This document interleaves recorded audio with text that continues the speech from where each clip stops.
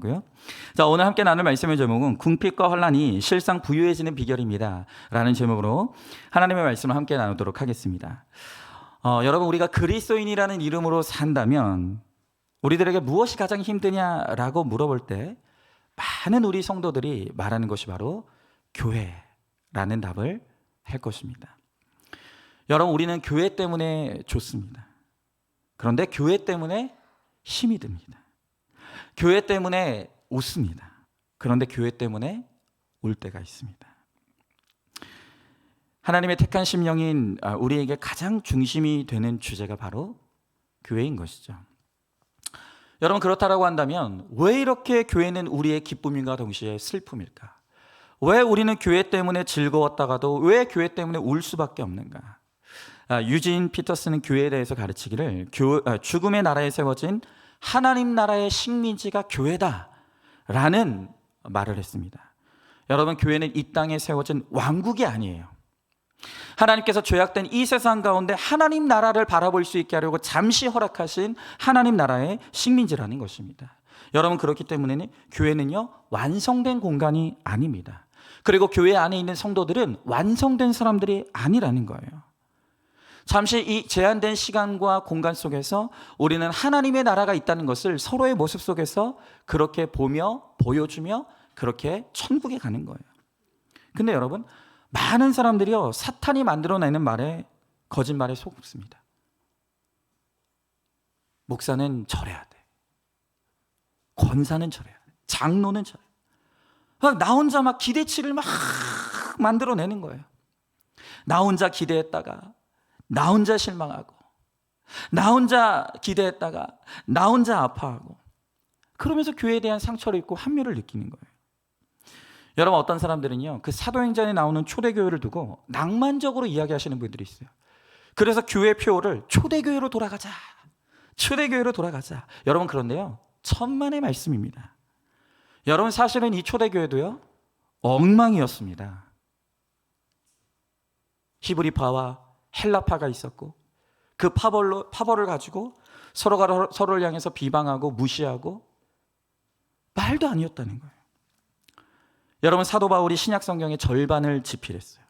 그런데 그가 기록한 서신의 거의 대부분의 주제가 바로 교회 문제예요. 그 당시 바울이 개척했던 많은 교회들 안에 음행의 문제가 있었습니다. 성도 간에 서로 소송을 거는 거예요. 간음도 있었습니다. 각종 이단들이 판을 쳤어요. 그러니 바울이 눈물로 편지를 쓸 수밖에 없었던 것입니다. 여러분, 지금 우리가 보고 있는 이 요한계시록도 소아시아, 그러니까 지금의 이 터키 지역에 퍼져 있던 7교회를 향해서 보내는 편지예요. 근데 여러분, 사도 요한이 왜 이 교회들에게 편지를 보냈겠습니까? 그 교회들에게도 많은 문제가 있었기 때문이에요. 여러분, 우리가 저번 주에 그 첫 교회인 에베소 교회를 우리가 함께 봤지 않습니까? 에베소 교회에 하나님께서 뭐라고 책망하셨습니까? 네가 첫사랑이 있었으나 떨어졌다. 네가 어디서 떨어졌는지를 다시 돌아보고 회개하여 회복하지 않으면 내가 너의 촛대를 옮겨갈 것이다. 여러분, 우리가 지금 오늘 두 번째 교회를 보게 될 텐데, 오늘 이 편지의 대상인 7교회 중에 5교회가 하나님의 책망의 대상이에요. 여러분, 그렇다라고 한다는 것은 이 땅에 세워진 많은 교회들, 그리고 그 안에서 신앙생활하는 많은 성도들 가운데 정말로 하나님을 기쁘시게 하는 교회가 생각보다 많지 않다는 거예요. 하나님의 마음을 기쁘게 하는 성도들이 생각보다 많지 않다는 것입니다. 여러분, 그런데 오늘 이 요한계시록에 등장하는 그 7교회 중에 하나님의 뜻에 가장 부합하고 하나님의 마음을 기쁘시게 하는 교회가 있었다는 거예요. 여러분, 그 교회가 바로 오늘 우리가 보게 될 서머나 교회입니다. 제가 신학교 때 이 소아시아 7교회를 항상 앞글자를 따서 에서버두 서빌라, 에서버두 서빌라, 맨날 에서버두 서빌라 이렇게 했는데, 하여튼 오늘 서머나 교회.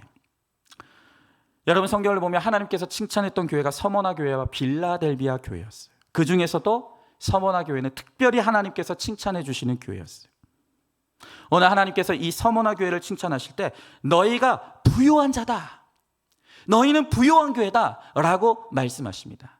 그러면 오늘 하나님께서 서머나 교회를 향해서 부요한 자다라고 할 때 이 부요함의 의미가 무엇인지, 무엇이 진정한 부요함인지를 우리가 오늘 말씀을 통해서 함께 나누기를 원합니다. 자, 먼저 첫 번째로 부요한 교회는 부활의 주님이 확신을 주시는 교회입니다.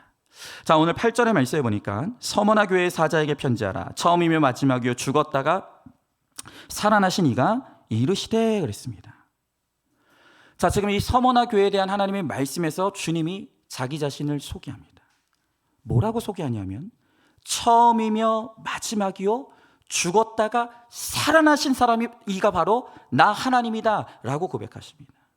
자, 그런데 왜 하나님께서 지금 이 고백을, 자기소개를 하십니까? 왜냐하면 지금 이 서머나 교회는 극심한 핍박과 박해 가운데 있어요. 너무너무 힘들게 신앙생활하고 있어요. 바로 그런 서머나 교회를 향해서 창조주요 심판자인 내가 전능자의 능력으로 너희를 틀림없이 돌보고 있다라는 이 말씀으로 그를 격려하고 위로하고 계시는 것입니다. 오늘 이들에게요, 위로가 필요했어요. 오늘 이들에게 격려가 필요했어요. 자, 그렇다면 오늘 이 서머나 교회가 왜 이렇게 어려웠던 것일까? 여러분, 지금 이 교회가 있었던 서머나라는 도시는요, 별명이 아시아의 왕관이에요. 아시아의 꽃이에요.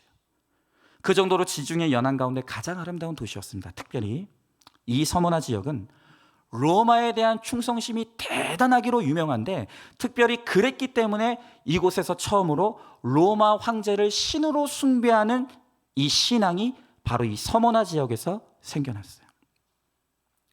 로마 황제를 너무 추앙하는 거야. 심지어 그래서 그 황제를 신으로 섬기고 숭배했어요.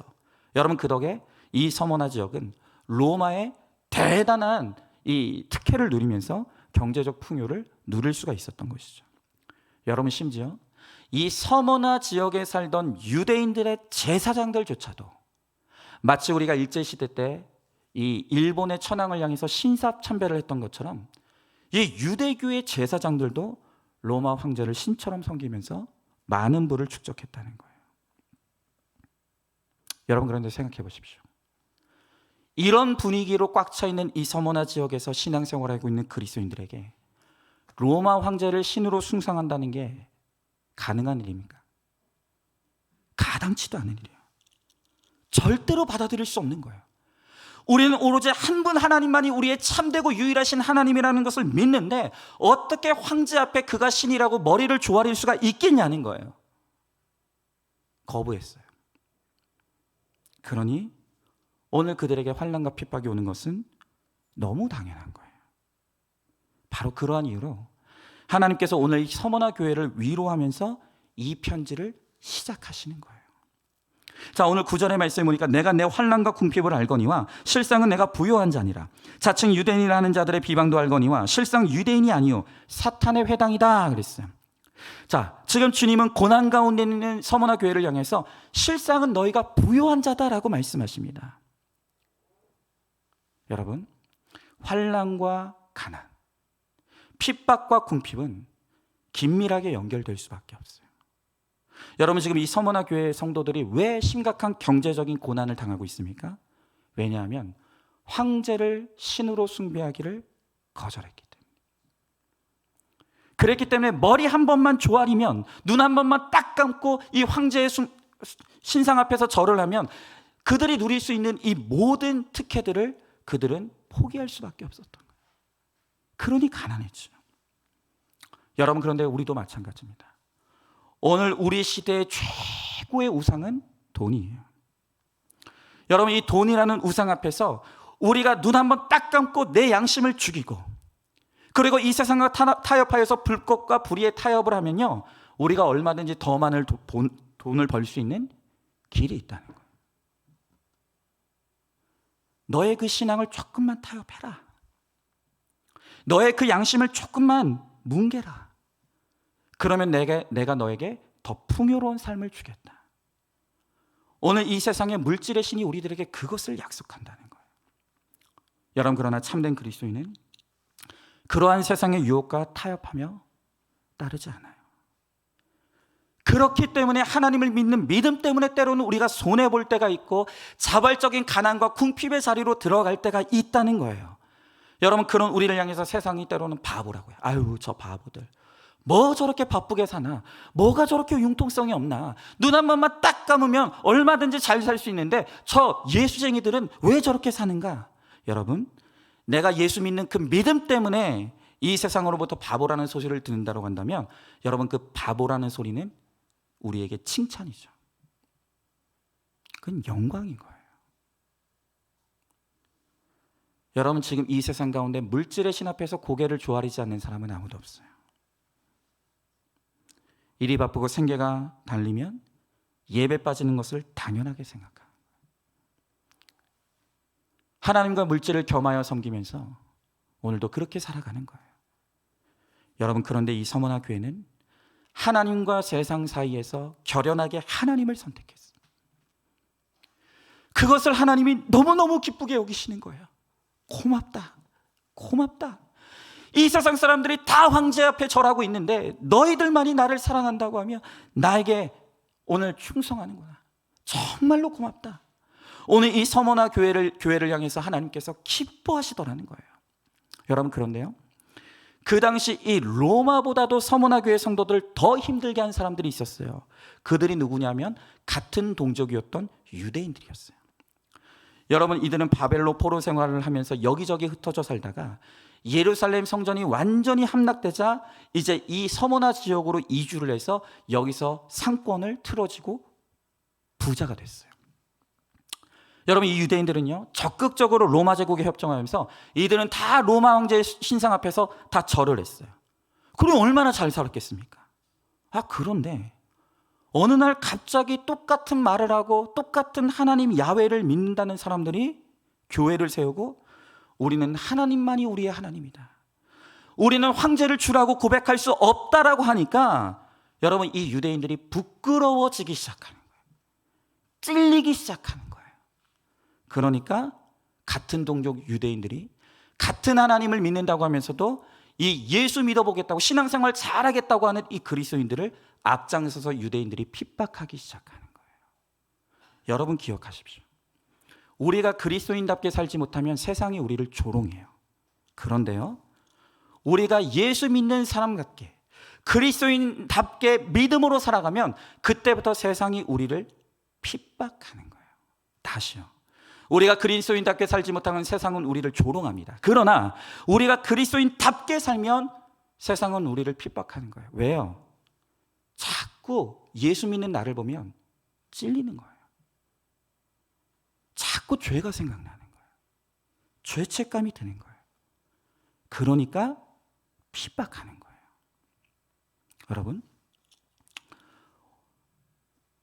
오늘 우리 성도님들 가운데 내가 이 예수 믿는 믿음 때문에 직장에서 회식을 하게 되면 나는 교회 다니니까 술을 마시지 않습니다 라고 믿음을 지키시는 분들이 있어요.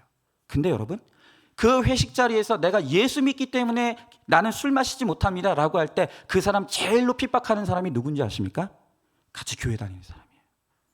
교회 다니는 사람이 핍박하는 거예요. 여봐, 나도 교회 다녀. 나도 교회 집사야. 봐, 나도 술 마시잖아. 뭐 그렇게 신앙생활 빡빡하게 해? 왜 분위기 흐리게 만들어? 마셔.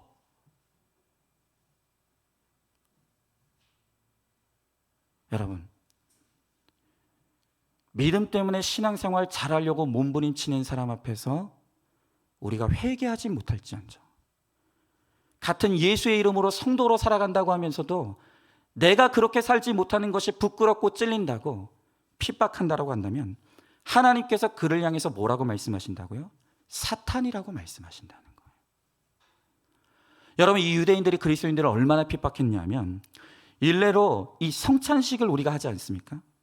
예수님이 이것은 나의 살과 피다, 예수님의 살과 피를 먹는다고 하면서 성찬식을 했어요. 그랬더니 이 유대인들이요, 이걸 어떻게 왜곡했냐면 그리스도인들은 식인종들이다, 그리스도인들은 모였다 하면 사람을 먹는다, 이렇게 거짓말을 해가지고 세상에 그리스도인들을 그렇게 핍박했다는 거 아닙니까? 여러분, 이렇게 유대인들이 그리스도인들을 핍박하는 것을 보면서 하나님이 뭐라고 말씀하시냐면 이 유대인들은 실상은 사탄의 회당이다 라고 말씀하시는 거예요. 여러분, 오늘 우리 그리스도인들이 때로는 바보처럼 느껴질 때가 있어요. 자발적으로 참고 인내하고 예수님 때문에 손해보고 예수님 때문에 가난과 핍박 가운데 있을 때가 있어요. 근데 여러분, 그리스도인들 함부로 건드리면 큰일 납니다. 하나님은요, 교회를 핍박하는 것을 나를 핍박하는 것으로 여깁니다. 하나님은요, 성도를 핍박하는 것을 하나님을 핍박하는 것으로 여긴다는 거예요. 여러분, 그렇기 때문에 내가 지금 당장 당하는 환난과 고난이 나의 연단과 훈련을 위해서 필요하지만 그러나 핍박을 가하는 자들을 하나님께서 절대로 그냥 두고 보시지 않는다는 거예요. 여러분, 이 유대인들이 예수님을 십자가에 못 박고 그리스도인들을 그렇게 핍박한 대가로 혹독한 하나님의 징계를 받았다는 거예요. 여러분, 미국 워싱턴에 가면요, 유대인 학살 기념관이 있다고 합니다. 그곳에는요, 나치가 유대인들을 어떻게 학살했는지를 모형으로 전시를 해놨는데 너무 생생하게 났대요. 유대인들을 발가벗겨서 목욕탕에 들여보내고 가스로 질식시키는 그 과정들을 다 모형으로 만들어놨어요. 그리고 그 사람들이 죽으면 그 시체를 짐승 다루듯이 끌어와서 불도저로 밀어서 구덩이에 넣고 불태우는 거예요. 이게 그 기념관에 가면 모형과 영상으로 다 기록이 돼 있대요. 근데 여러분, 왜 하필이면 이 땅에 존재하는 그 수많은 민족들 중에서 왜 유대인들만이 유독 이런 아픈 역사를 가지게 되었을까? 여러분, 물론 이런 일들은 이 땅에서 일어나서는 안 되는 너무나 아픈 일이죠. 그러나 우리는 이러한 일들조차도 역시 생명의 문제, 구원의 관점에서 볼 필요가 있어요. 여러분, 유대인들이 누구입니까? 빌라도가 예수님을 놓아주고자 할 때 그를 십자가에 못 박으라고 소리쳤던 자들이 이 유대 민족들이에요. 그리고 하나님 한 분만을 열심히 섬기며 하나님을 믿는 믿음을 지키려고 했던 그리스도인들을 핍박했던 자들이 이 유대인들이었다는 거예요. 하나님께서 역사를 통해 하나님의 성도들과 교회를 핍박하는 유대인들을 혹독하게 징계하셨어요. 여러분, 이 징계를 통해서 하나님이 반드시 계시다는 것을, 그리고 하나님 나라가 분명하게 존재한다는 것을, 예수 믿지 않으면 그 끝이 심판이라는 것을 확실하게 이들의 고난을 통해서 하나님께서 보여주시는 것입니다. 여러분, 성도의 백은 하나님이에요. 우리 성도들의 뒤에 하나님이 계시다는 거예요. 그래서 내가 눈물 지며 예수님 때문에 손해보고 내가 예수님 때문에 참고 견디는, 때로는 바보 같은 인생을 사는 것 같지만 주님이 우리의 수고와 헌신을 아신다는 거예요. 주님이 내 뒤에서 나의 백이 되어주시고 나를 지켜주시고 계시다는 거예요. 여러분, 그렇기 때문에 오늘 이 서머나 교회가 비록 핍박과 환난 가운데 있지만 하나님께서 그들을 향해 사실은 너희는 부유한 자다, 내가 너희의 뒤에 있다, 두려워하지 말라 라고 말씀하시는 거예요. 여러분, 한번 질문해 보세요. 여러분은 하나님 때문에 받는 환난과 궁핍과 비방과 핍박이 있습니까? 그런 내게 실상은 부유한 자라고 말씀하시는 하나님의 음성을 여러분들은 듣고 있습니까? 자, 이제 두 번째로 장차 받을 고난을 예비하는 사람이 바로 이 부유한 자입니다. 자, 오늘 10절에 있는 말씀을 제가 한번 읽어보겠습니다. 너는 장차 받을 고난을 두려워하지 말라. 볼지어다 마귀가 장차 너희 가운데서 몇 사람을 오게 던져 시험을 받게 하리니 너희가 10일 동안 환난을 받으리라. 내가 죽도록 충성하라. 그리하면 내게 생명의 관을 내게 주리라. 여러분, 이 세상에 많은 교회가 있습니다. 많은 성도가 있죠. 여러분, 그러나 아까도 말씀드렸지만 생각보다 그 많은 교회와 성도들 중에 하나님의 마음을 기쁘게 하는 교회, 하나님의 마음을 기쁘게 하는 성도들이 생각보다 그렇게 많지 않다는 거예요. 하나님의 슬픔이 되는 교회, 하나님을 슬프게 하는 성도들이 있다는 거예요. 근데 여러분, 그렇다라고 한다면 지금 이 교회 안에서 울려 퍼져야 될 복음이 무엇입니까? 회개하고 예수 그리스도를 바르게 믿으라는 복음이에요. 근데 지금 교회들마다 선포되어지는 복음이라는 것이 무엇입니까? 잘 될 거야, 괜찮을 거야, 예수 믿으니까 아무 일도 없을 거야. 이런 성경도 약속하지 않는 거짓된 이 기복의 약속들을 끊임없이 강단에서 선포하고 있다는 거예요. 여러분, 우리가 흔히 고통당하는 사람들 향해서 뭐라고 합니까? 괜찮아, 잘 될 거야. 아픈 분들에게는 곧 나을 거야. 하나님이 너와 함께 하실 거야. 시간이 약이야. 다 잘 될 거야.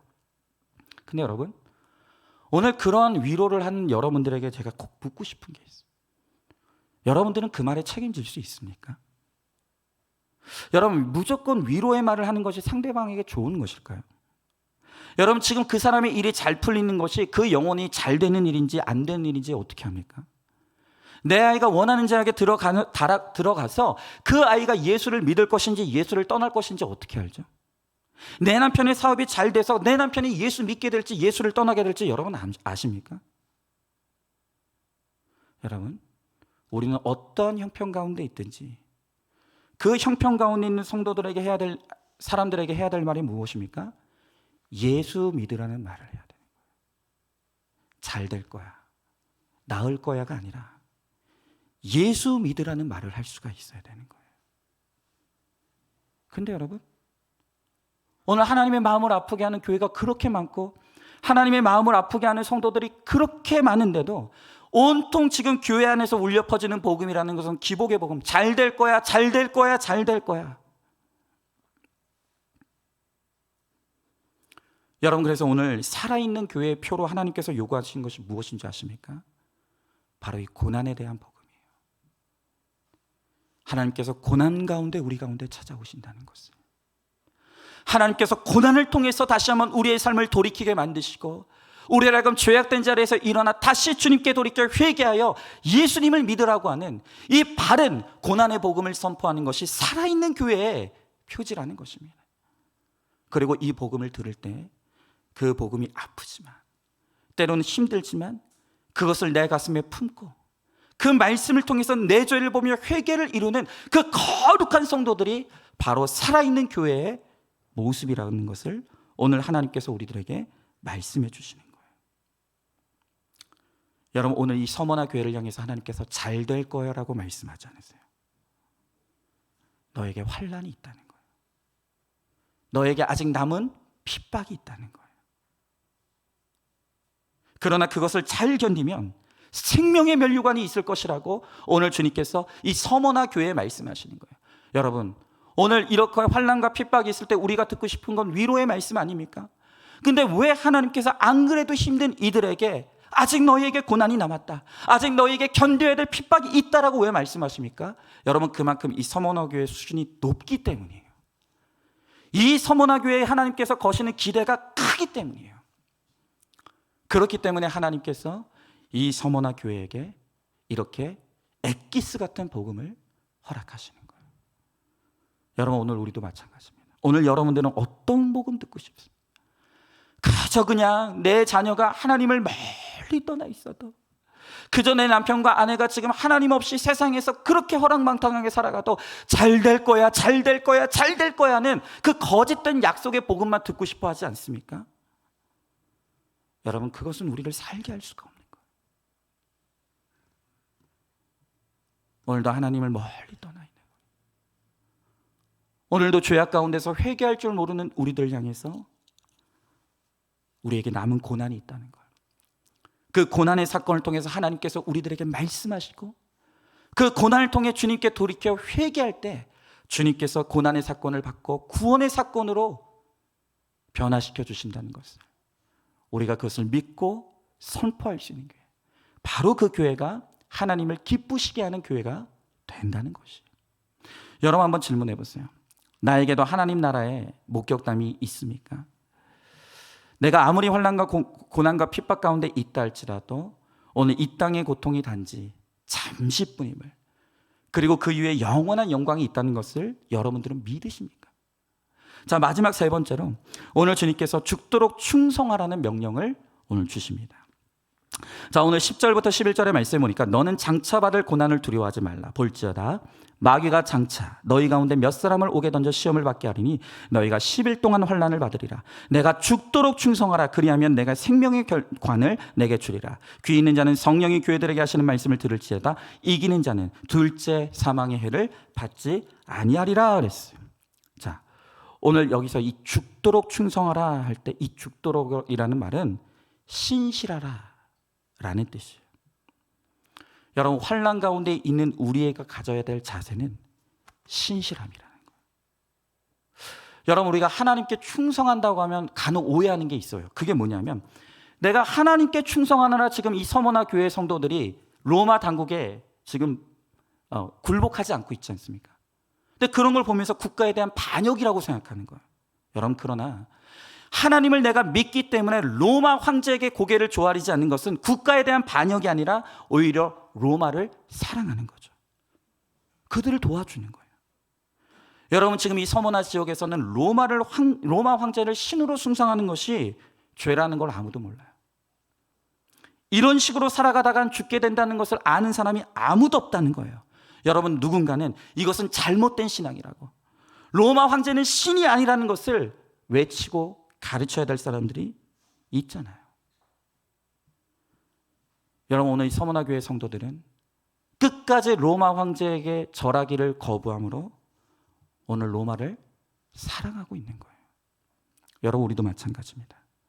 나를 비방하고 핍박하는 로마가 있죠. 나를 지금 교회 가지 못하게 막는 시부모님이 있어요. 남편이 있어요. 아내가 있어요. 여러분, 그때 내가 교회 가지 못하게 핍박하고 막는다고 해서 그것에 순종하는 것이 사랑이 아니라는 거예요. 오히려 나는 그래도 교회 가야 된다. 나는 하나님 때문에 교회 가야 한다. 때로는 우리가 믿음 때문에 그 말을 거역해야 될 때가 있다는 거예요. 근데 그게 그들을 사랑하는 것이라는 거예요. 여러분, 그러나 내 신앙을 지키기 위해서, 내가 이 한 번의 예배를 드리기 위해서 평소에 100번이고 1000번이라도 참고 양보하고 손해를 볼 때, 여러분, 바로 내가 외치는 복음이 그들에게 생명이 될 수가 있는 거예요. 여러분, 오늘 성경에 보니까 서머나 교회 성도들 가운데 몇 사람을 옥에 가두게 되는 일이 있다고 그랬어요. 그런데 실제로 그런 일이 일어났어요. 오늘 이 서머나 교회 목회자였던 폴리갑이 순교의 길을 가게 됩니다. 로마 당국에 의해서 서머나 교회의 목회자였던 이 폴리갑이 사로잡히게 되는데 그때 나이가 86이었어요. 86세. 로마 당국은 그에게 말합니다. 황제를 주라고 한 번만 고백해라. 살려주겠다. 예수가 주가 아니라고 한 번만 말하면 내가 당신을 살려주겠다.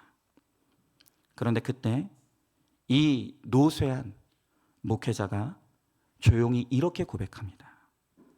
내가 86년을 살아오는 동안 주님은 한 번도 나에게 잘못한 적이 없습니다.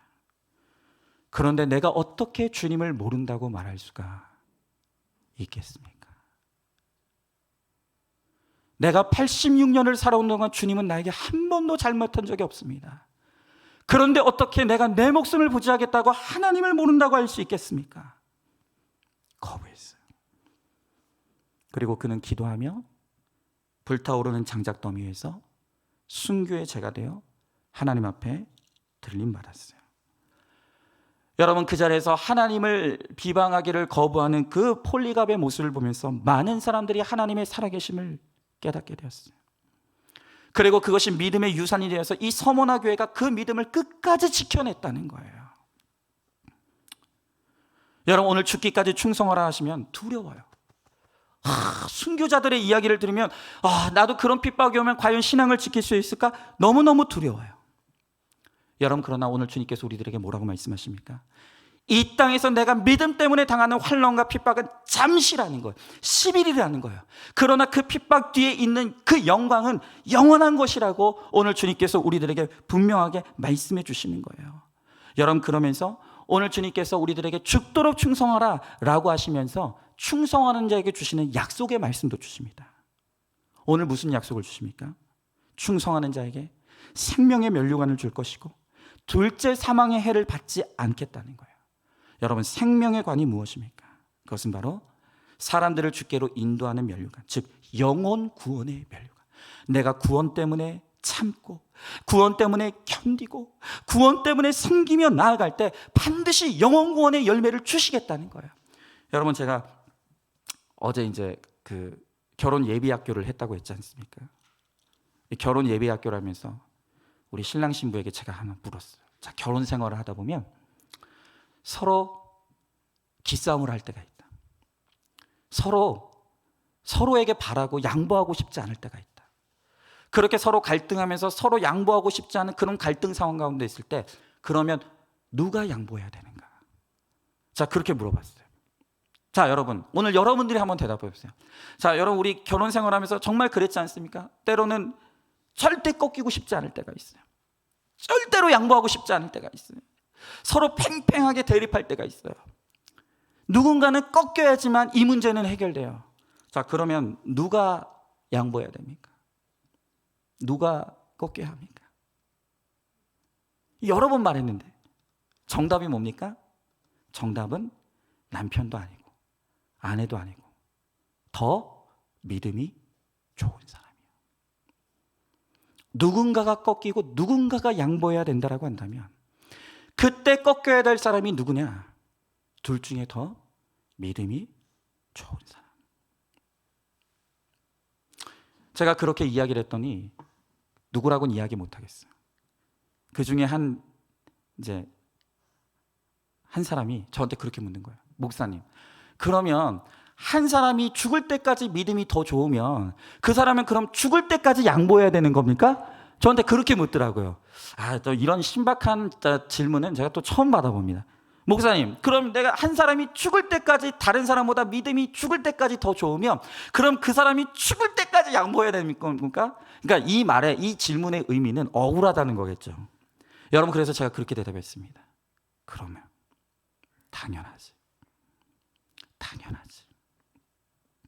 여러분, 우리가 정말 믿음 때문에, 믿음이 아니었으면 절대 그렇게 하지 않을 텐데 믿음 때문에, 내 가정의 구원 때문에 우리는 때로는 정말 이를 악물고 양보해야 될 때가 있는 거예요.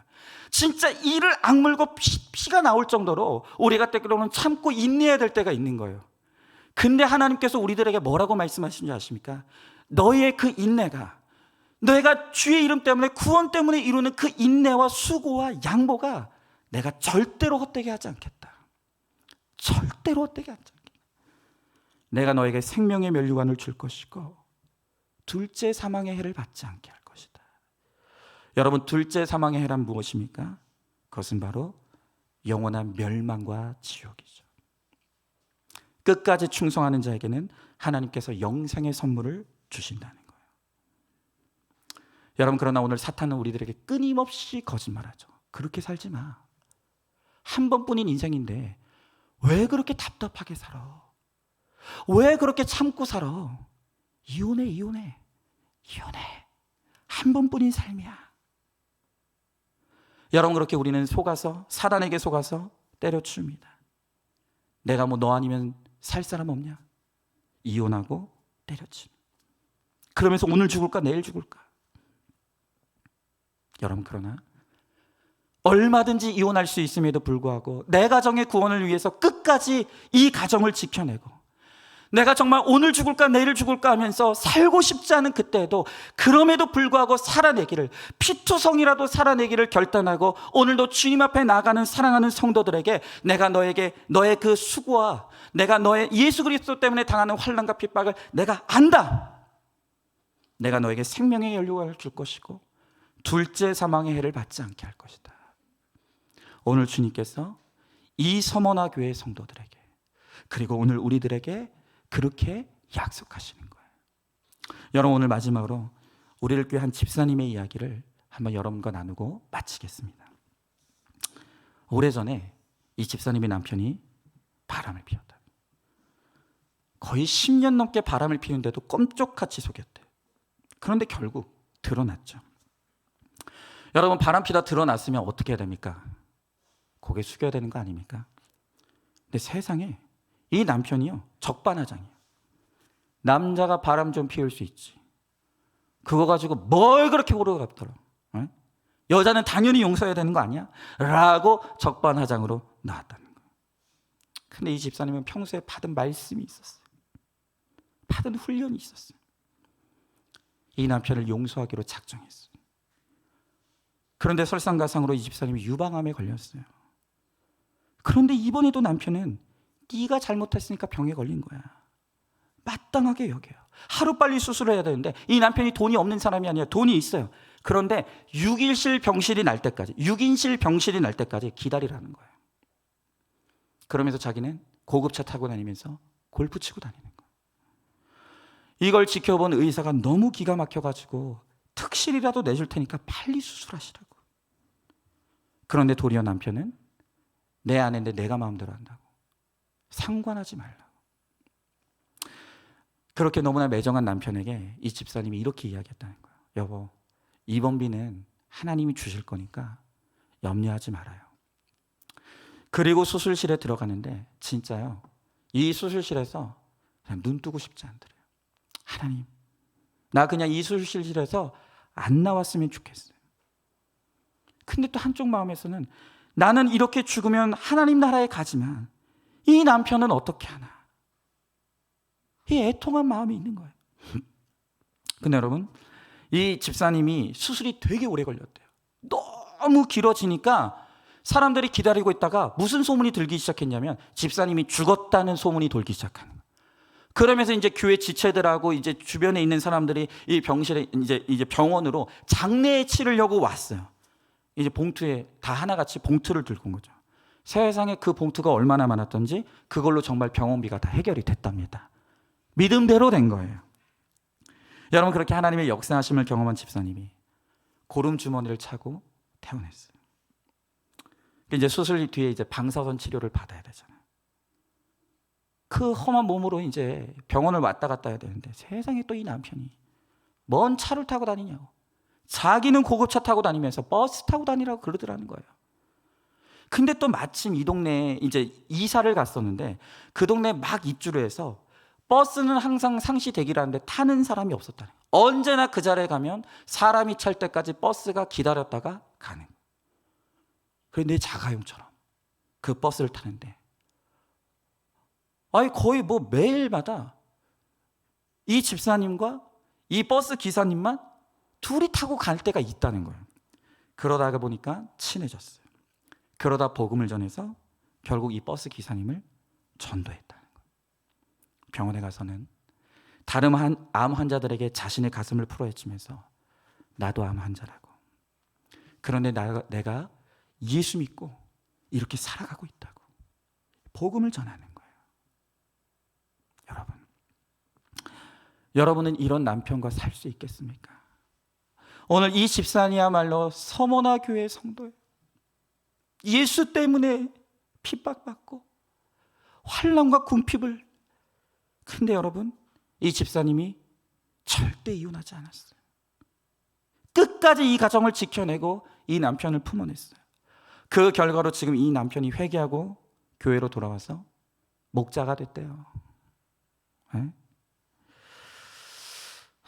예수 믿으면 저렇게까지 살 수 있는 것이구나 하는 것을 이 집사님이 몸으로 보여주고 있는 거예요. 여러분, 그렇다라고 한다면 환경에 상관없이 예수 때문에 기쁨과 평안을 누리며 살아가는 이 집사님이야말로 정말로 부유한 사람이 아닙니까? 바로 이 집사님에게 생명의 면류관이 있다고 말씀하십니다. 둘째 사망의 해를 받지 않는 영생이 예비되어 있다고 말씀하시는 거예요. 여러분, 우리도 마찬가지입니다. 이 땅에 잠깐 사는 인생, 그 알량한 물질 앞에서 내 양심을 뭉개고 불법을 저지르면서 그렇게 비굴하게 사는 그런 인생 살다가 하나님의 마음을 아프게 하는 그런 성도 되지 않길 원합니다. 오늘 이 서머나 교회 성도처럼 끝까지 주님 믿고 주님 섬기고 십자가의 길 따라가고 그것이 예수님의 뜻이기 때문에 구원을 위해서 내 가정 끝까지 지켜내고 그리고 구원을 위해 헌신하고 수고하다가 오늘 주님 부르시는 날 생명의 면류관을 씌워주시는 하나님의 은혜를 누리고 주와 함께 하나님의 나라에서 길이 빛나는 하나님 나라의 백성으로 살아갈 수 있는 저와 여러분, 우리 모두가 될 수 있기를 주님의 이름으로 축복합니다. 여러분, 이 시간 우리 이제 말씀을 기억하면서 오늘 찬양했으면 좋겠는데요, 저희가 매달마다 찬양 한 곡을 선정해서 우리 배우면서 그렇게 찬양하려고 하는데, 이제 5월 달에는 아까 불렀던 찬양, 모든 것이 은혜입니다. 이 찬양 오늘 우리가 같이 찬양하고 이제 우리가 기도하려고요. 오늘 이 찬양의 가사에 보면요, 내가 누려왔던 모든 것들이, 내가 지나왔던 모든 시간이, 내가 걸어왔던 모든 순간이 당연한 것이 아니라 하나님의 은혜였습니다. 또 이런 가사도 있어요. 해가 뜨고 저녁의 노을, 봄의 꽃향기와 가을의 열매, 변하는 계절의 모든 순간이 당연한 것이 아니라 하나님의 은혜였습니다. 여러분, 노쇠한 목회자 폴리갑이 핍박 앞에서 내가 86년을 사는 동안 하나님은 한 번도 나에게 잘못하신 적이 없습니다. 그러네 내가 어떻게 주님을 모른다고 할 수가 있겠습니까? 여러분, 오늘 이 시간 우리도 다시 한번 내게 베풀어 주신 주님의 은혜를 깊이 묵상하길 원합니다. 그리고 모든 것이 주님의 은혜입니다. 내 평생 살아가면서 내가 주님 모른다 하지 않게 하시고, 주님 배반하지 않게 하시옵시고, 주님 믿고 주님 사랑하고 주님의 뜻대로 잘 살아가다가 오늘 주님의 부르심에 순종하여 주님 앞에 섰을 때 내게 생명의 면류관을 씌워주시고, 또한 나에게 영생의 기쁨을 허락하시는 그 하나님의 은혜를 누리며 살아갈 수 있도록 주님 함께하여 주시옵소서. 오늘 이 찬양의 가사를 우리 깊이 묵상하면서 우리 함께 찬양하며 나가겠습니다.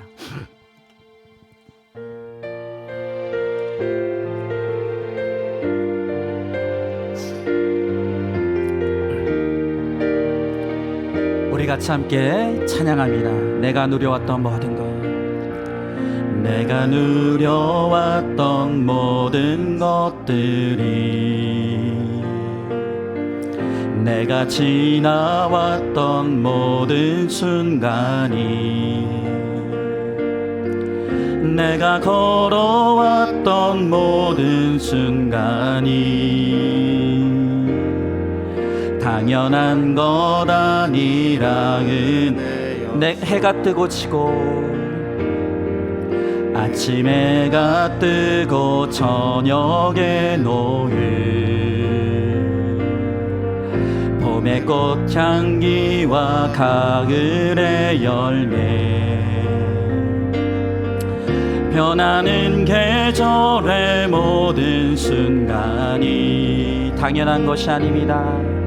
당연한 것 아니라 모든 것이 은혜,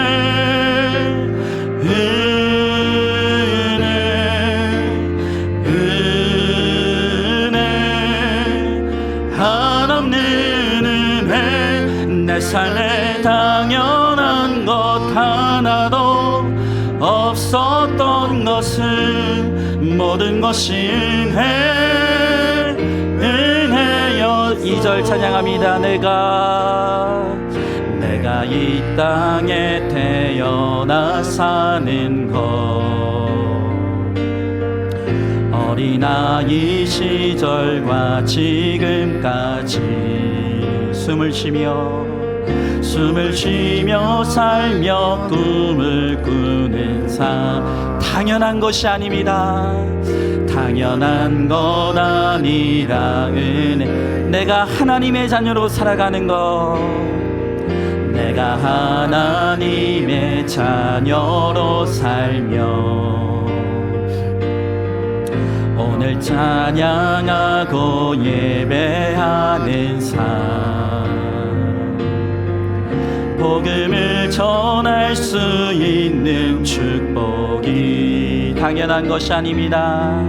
당연한 것 아니라 우리 믿음으로 함께 고백합니다. 모든 것이 은혜,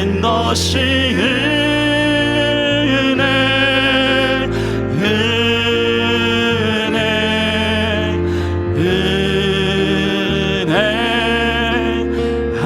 한없는 은혜 내 삶에 막연한 것 하나도 없었던 것을 모든 것이 은혜. 네, 우리 함께 고백합니다. 모든 것이 은혜,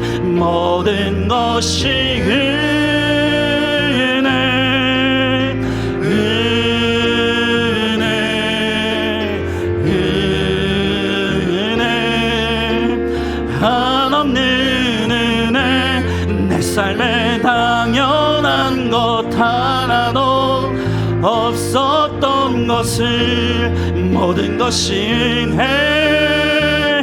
우리 다시 한번 하나님의 은혜에 감사하며 모든 것이 은혜,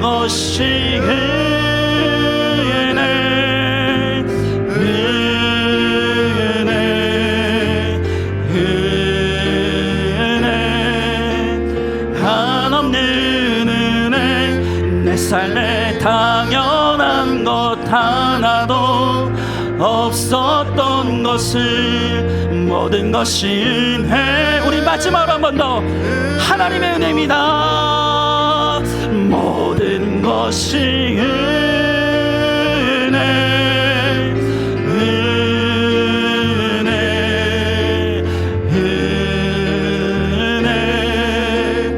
한없는 은혜 내 삶에 당연한 것 하나도 없었던 것을 모든 것이 은혜였소. 이 시간 한번 우리의 삶을 돌아보길 원합니다. 그 노쇠한 이제 86세가 되었던 그 목회자가 내가 86년을 살아오면서 하나님 한 번도 나에게 잘못한 것이 없습니다. 그런데 내가 어떻게 주님을 모른다고 할 수가 있겠습니까? 여러분, 오늘 우리가 살아오면서 하나님은 한 번도 나에게 잘못하신 적이 없습니다. 그런데 우리는 어땠습니까? 끊임없이 하나님과 세상 사이에서 방황하고, 틈만 나면 하나님을 떠나려고 하고, 틈만 나면 세상 앞에 머리를 조아리면서 세상을 사랑했던, 하나님의 마음을 아프게 했던 우리의 모습들을 이 시간에 회개하길 원합니다. 오늘 이 시간 우리 간절히 하나님 앞에 고백하며 나갈 때, 하나님, 내가 이제 남은 삶 정말 나도 하나님을 기쁘시게 하는 성도, 하나님을 기쁘시게 하는 교회로 살아갈 수 있길 원합니다. 주님 함께하여 주십시오. 나는 비록 연약하지만 주님 나의 걸음걸음을 인도하시고 지켜주셔서 내가 정말로 하나님을 기쁘시게 하는 삶을 살아가게 하시고, 정말로 구원을 위해서 나도 헌신하며 수고하며 하나님 생명의 면류관을 얻고 정말로 둘째 사망의 해를 받지 아니한 영생의 선물을 누리며 살아갈 수 있는 하나님 우리가 될 수 있도록 주여 함께하여 주시옵소서. 오늘 우리 간절히 소망하는 마음으로 말씀을 기억하며 함께 기도하며 나아가겠습니다. 기도하겠습니다. 사랑과 은혜가 충만하신 하나님 아버지, 주님에게 한 사랑과 은혜를 감사드립니다. 그렇습니다. 오늘 우리의 삶을 돌아보니 하나님의 은혜가 아닌 것이 하나도 없었습니다. 주님은 내가 살아오는 동안 한 번도 잘못하신 적이 없습니다. 그러나 하나님 아버지, 우리는 끊임없이 주님을 배반했습니다. 끊임없이 하나님 아버지 주님의 마음을 아프게 했습니다. 끊임없이 세상의 머리를 조아리며 하나님 아버지 세상으로 떠나려고 했던 우리의 너무나 악한 모습을 이 시간 주님 앞에 회개합니다. 주님의 눈에 눈물을 흘리게 했고 주님의 마음에 못을 박았던 우리를 불쌍히 여겨 주시옵시고, 하나님 아버지 다시 한번 이제는 주님 앞으로 나갈 수 있게 하여 주시옵소서. 하나님 아버지 주님을 믿고 섬길 수 있게 하여 주시고, 아버지 내가 주님이 기뻐하시는 성도, 아버지 우리 교회가 주님이 기뻐하시는 교회가 되어줄 수 있도록 주여 나의 하나님 아버지 함께 하여 주시옵소서. 모든 것이 주님의 은혜입니다. 모든 것이 주님의 은혜입니다. 내 인생에 당연한 것이 하나도 없습니다. 하나님 아버지 모든 것이 주의 은혜를 고백하며 오늘도 주님 앞에 나아감으로 다시 한번 하나님 아버지 우리가 신앙의 결단을 하며 아버지 십자가의 길을 담대하게 걸어나가기를, 아버지 고난의 길을 잘 감당하며 나가기를 우리가 소망하며 나갈 수 있도록 주여 나의 하나님 아버지 함께하여 주시옵소서. 오늘 우리 가운데 핍박과 환난 가운데서도 오늘도 주님을 찬양하며 이 믿음의 길을 걸어가는 사랑하는 성도들 기억하여 주시옵시고, 주여 나의 하나님 아버지 그들에게 위로하여 주시옵시고 그들에게 힘을 허락하여 주셔서 아멘. 다시 한번 하나님 아버지의 믿음으로 일어나 담대하게 주와 함께 이 믿음의 길을 잘 걸어갈 수 있도록 주여 함께하여 주시옵시고 주님 역사하여 주시옵소서. 아멘. 믿습니다. 하나님 그렇습니다. 이제껏 우리가 살아오면서 주님은 단 한 번도 나에게 잘못하신 적이 없습니다.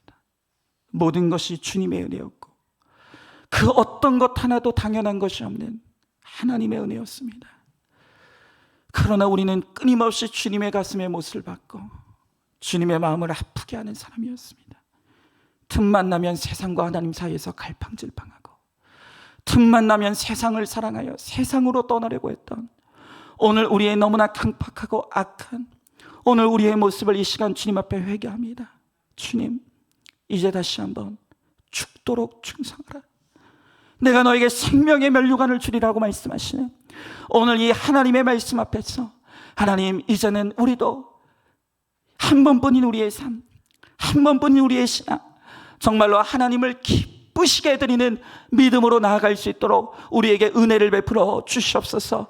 또 하나님 아버지, 우리 안산중앙교회도 그 많고 많은 교회 중에 한 교회가 아닌 정말로 하나님의 마음을 기쁘시게 해드리는 하나님, 그러한 교회가 될 수 있도록 우리 주님께서 함께하여 주시옵소서. 오늘도 믿음으로 결단하며 주의 길을 걸어가기를, 십자가의 길을 걸어가기를 소망하는 사랑하는 모든 성도들 가운데 함께하여 주실 줄 믿사오며 사랑이 많으신 우리 예수님 이름 받들어 기도드리옵나이다. 아멘. 이제는 우리 주 예수 그리스도의 은혜와 하나님의 사랑과 성령의 교통하심이 내 인생의 모든 것이 하나님의 은혜임을, 당연한 것이 아무것도 없음을 고백하며 우리도 우리의 주님을 위해 하나님을 기쁘시게 하고 죽도록 충성하기를 소망하고 결단하는 사랑하는 모든 성도들 머리 위에 이제로부터 영원토록 함께 계실지어다.